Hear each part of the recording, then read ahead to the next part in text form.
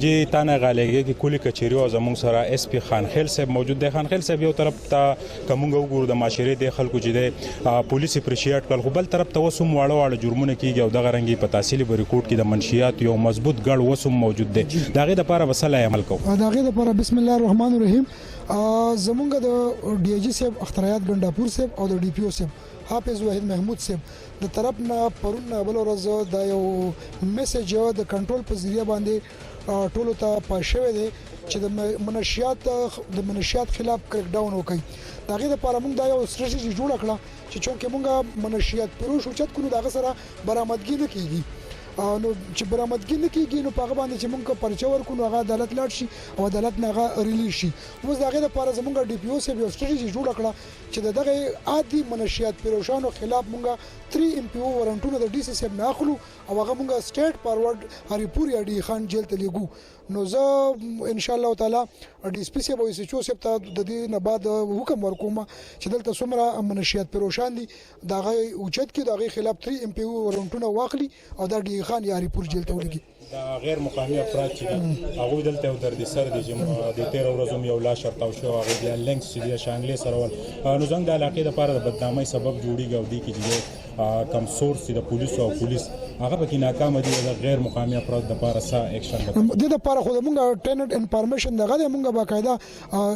ټول اس ایچ اوس او ټول اس ډي پی اوس ته ډایرکشن دي چې څومره غیر خلک راځي او هغه د کرایو په مکان کې وسی دغه خلاف کیسز ريجستره کوي او دغه خلاف باقاعده کیسز ريجستره کیږي او دغه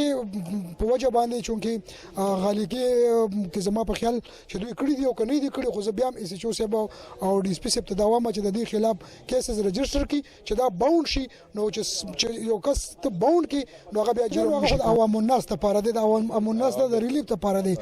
ما سره دا اختیار شته د اس ایچ او سره دا اختیار شته چې کوم لیګل اډه ده او هغه ته د هغه لیګل اډه نه عوام ته نقصان جوړيږي تکلیف جوړيږي په کار دي چې د ولي کې اس ډي پی او په تر باندې ماتره وليږي موږ به دا لیګل اډه چې دا به کینسل کو یا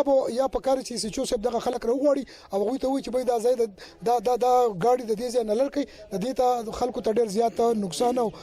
رکاوټ جوړيږي. نو لیګل اډا ایلیګل کول او ختمول د پولیس په اختیار کې دي ولې چې زه عوام له ریلیف ورکوم تکلیف ولنه ورکوم. اس ایچ او او اس ایچ او صاحب او اس ډي پی او ته دا حکم ورکوم ټریفیک والا دوی ته چې سوره په کار وي زه بوت ارلی ان د مارنینګ سبا راولېګم په کار چې یاره دا سیزه سموث کی او عوامو چې کوم دا تکلیف دی چې دا ختم شي. مهرباني تاسو د اس پی خانخیل صاحب خبري مو اورې زنګ سره د حال ناظمینو چیرمن میا پس لیودود باچا موجود دی. باچا صاحب دا ته وایي که یو طرف ته مونږه د پولیسو صفت هم وکړو نو بل طرف ته منشیات زنګ په معاشره کې وسوم موجود دي هغه سترونګ خبره ونه شو وجه سو هغه خو چې سترونګ خبره مونږ ډېر مخکیم کړی دي او فایاري پکې شوې دي خو چونکه زمون قانون داسې دی چې هغه له سزا نه ورکړي. دویمه خبره دا ده چې زه دا یو سوچ کوم هغه دا چې په عوامو کې لکه 100% 99% عوام وایي چې دا سړی چرس خرڅي پاوډر خرڅي شراب خرڅي ٹھیک شو جی او عدالت هغه نه شي ورکول پولیس نشي نه ځکه چې د سره ثبوت نشته بل مقامی خلک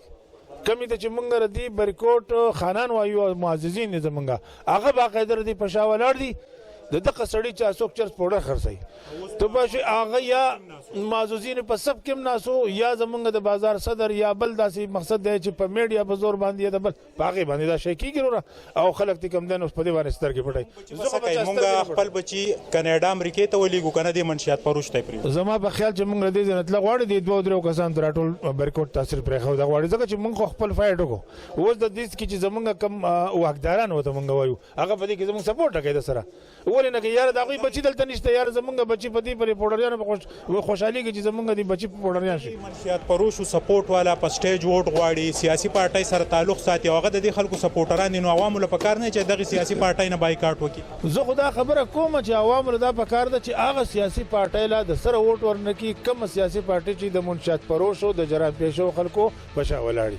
درنګ جهان مناجی تانا غالېږي کې کلی کچېری چې کومه پاغه کې مختلف تجاویز مخې ترالل چې پاغه کې پاغي د ټریفیک مسله وا د کټ گاډو مسله وا او دلته د امن او امان مسله چې پاغي اس پی خان خیل صاحب چې د تفصیلی بحث مو کو او د خبرو احکامات هم جاری کړو. ضرورت د خبرې د چې وسوم په تحصیلي ریکورډ کې 274 پوډریان دي دا چا جوړ کړي دا کومه فیملی دا چې دغه پوډر هغه په دې معاشره کې خرڅي د هغه خلکو په سر باندې د سیاسي خلکو لاس پروت دی. خو عوامو لپاره کار چې دغه سیاسي خلک هم پیژني او دغه خلکو نه سوشل بایکاټ وکي کم چې زنګ په معاشره کې پوډر او منشیات خوري. د کیمرامین عزت حسین سره سهیل باچا بری کوټ.